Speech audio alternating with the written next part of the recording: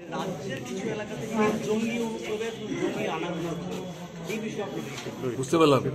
জাতীয় স্তরে একটা কাগজে খবর করেছে, আমাদের লোকাল কাগজেও খবর করেছে যে ত্রিপুরার কিছু অংশে ফির জঙ্গিদের আনাগোনা এবং প্রবেশের একটা চেষ্টা করছে। দীর্ঘদিন যে মানে লড়াই করে যে জঙ্গি অনুপ্রবেশ বন্ধ হয়েছিল বা জঙ্গিদের হয়েছিল না, এটা তো আমাদের রাজ্যে এই সমস্যাটা মাথাচাড়া দেওয়ার চেষ্টা করছে সরকার। নিশ্চয়ই তার কাছে খবরাখবর থাকবে, যদি না থাকে এটা সরকারের দুর্বলতা হবে। কাজেই বাইরে থেকে জঙ্গিরা আসছে, এরা কোন জায়গা থেকে আসছে, কোথায় তারা সংগঠিত হচ্ছে, তাদের পেছনে কোন শক্তি, এটা তো সরকারই সবচেয়ে ভালো জানবে। আমরা সরকার চালাবার সময় তো এইগুলির প্রতি নজর আমাদের ছিল, ফলে আমরা মূল জায়গায় আঘাত করার চেষ্টা করেছি।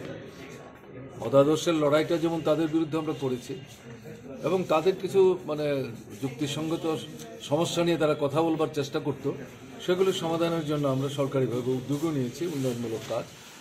এবং তারা যে সীমান্ত অতিক্রম করে রাজ্যের ভেতর ঢুকে গোলমাল বাঁধাবার চেষ্টা করতেন, সেই সীমান্ত খুব দৃঢ়ভাবে সুরক্ষিত করে বিএসএফ, সিআরপিএফ, আমাদের টিএসআর তাদেরকে সমন্বিতভাবে উদ্যোগ গ্রহণ করার জন্য আমরা বলতাম, এবং সেখানে তাদের স্বাধীনতা ছিল।